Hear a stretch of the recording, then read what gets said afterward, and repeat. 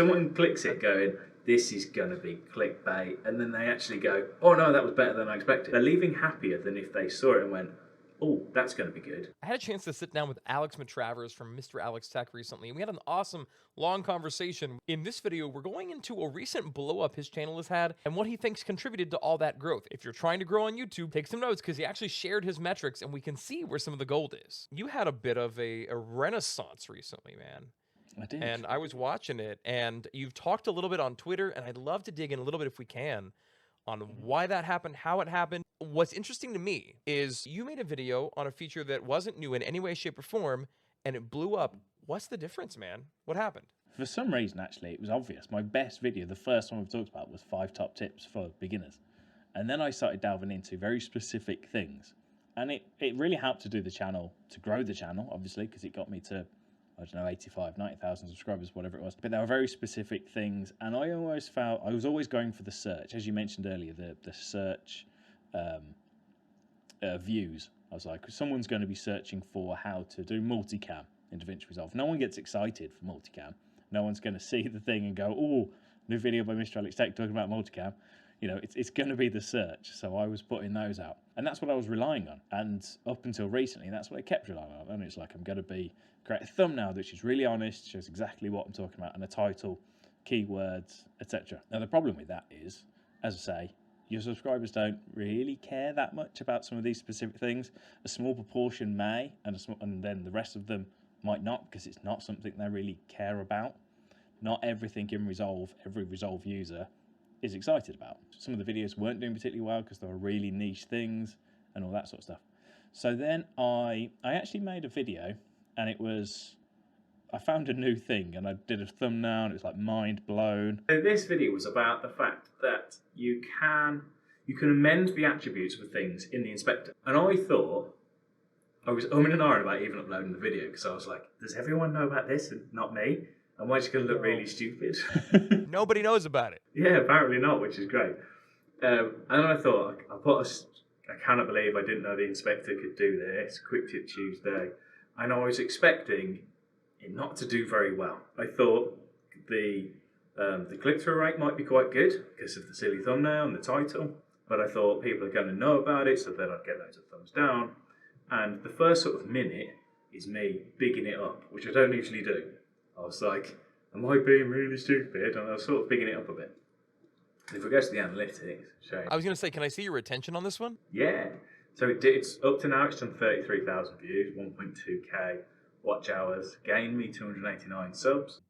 And it flattened, but then I see it picking up. Oh my goodness, man. Yeah, so I thought I'd lose everyone here because it's just me. It's just me being like, oh my God, I can't believe I didn't know this. And actually, there's a bit of a dip. But yeah, but that's a modest dip. That's a modest hockey stick, sir. And this is where I do sort of the big reveal. You can see the people there that knew about it because this is the reveal. I lose a percent or so there. They're like, yeah, we knew about that, you fool. And then this is where I kind of, and then at the end, I probably should have stopped the video here, but I kept talking. But overall, really not too bad. And then if we go back, 98.5k percentage, 2,500 likes. So that's when I thought, hang on a minute, there's more to this. So then I did this one. This one was about smart bins. And in the past, I would have called a video smart bins. Here's smart bins.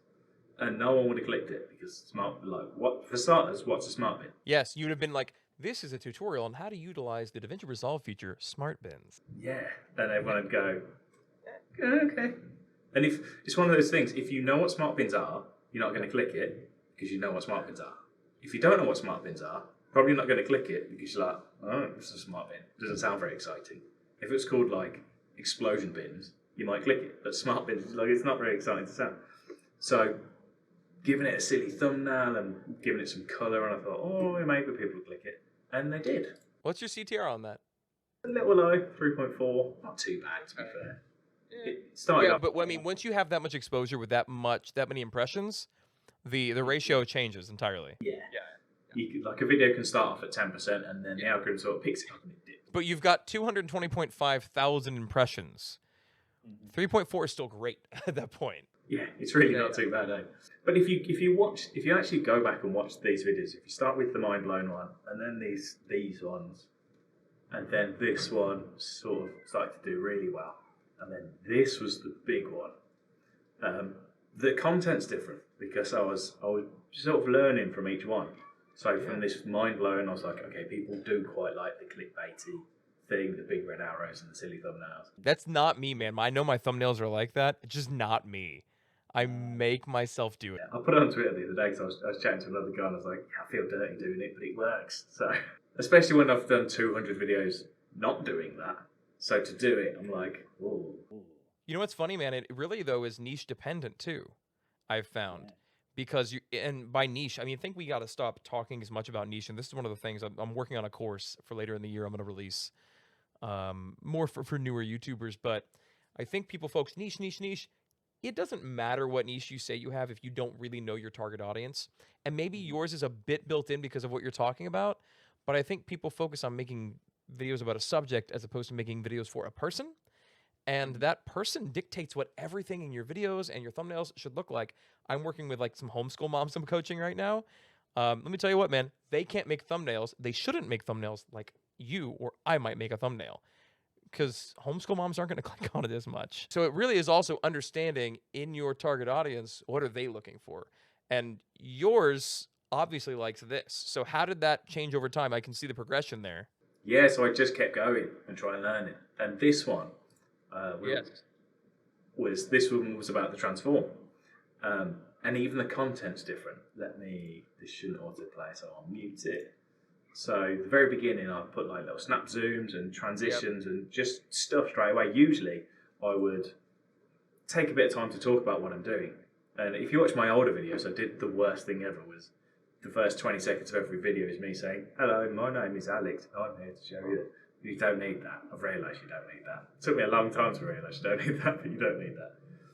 And this is just straight into it. This is what we're going to do. This is what it's called. Let me give you some examples and show you snappy and fast. And let's have a look at the analytics for this one.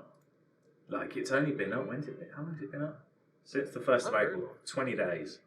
Nearly 40,000 views, 2,000 hours of watch time. It's gained me 712 subscribers and it's earned me £100. So, happy with that. Pretty good. That's great, man. Impressions, again, didn't actually peak that high, interestingly. Only went up to 5%, but it's down at like 2 something. So I didn't expect this one to keep going, honestly. I thought it'd kind of drip off, but it's nearly 1 million impressions now.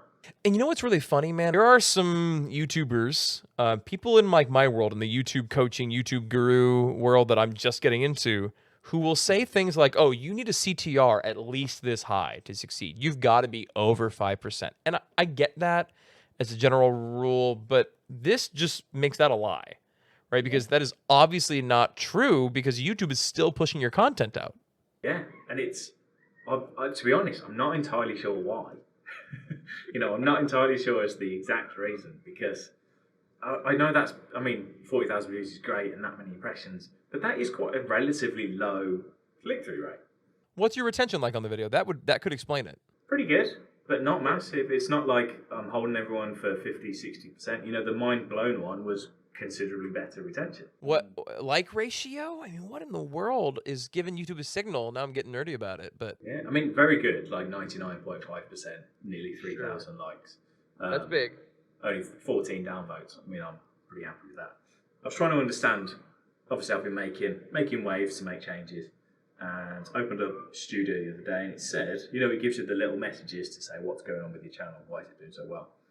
Subscribers have been choosing to watch your content 648% more than usual. Well, 700% increase in my subscribers watching my video, and I think that's it. I don't necessarily think it's my actual analytics. I think it's the fact that my YouTubers have gone, these are really clicky, I'm going to click these. So 700% of my subscribers are clicking 700% more. So YouTube's gone, hang on a minute, there's something here. It looks to me, just looking at it today, the last few since then, the 3 you've got since then, have been on a pretty good trajectory as well. Yeah, so this one was 7th of April. It's just shy of 30k. This one was 13th of April, that's at 17k. This one was like 2 days ago, it's at 15. This one's gone really high. Man. Now, what do you think you've learned between that one about the transform effect and this one? What made this one seem like it's actually doing better already? I think I've just honed it down a little bit more. So again, if we click this, oh no, there you go.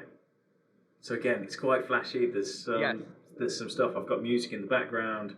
You'll never look at transitions the same again. It's kind of quite enticing. I learned some stuff in this. I gotta tell you, man. And a lot of times I'm like, oh yeah, I know about that. But I learned stuff in that video watching it. Cool, man. That's the goal. So I've been trying to think. It's almost anti-clickbait is what I'm going for. But people have commented and said, I thought this was going to be clickbait, but I've learned something. And that to me is the best. Because if someone clicks it going, this is going to be clickbait, and then they actually go, oh no, that was better than I expected, then they're leaving so happy. Even if they're leaving happier than if they saw it and went, oh, that's going to be good.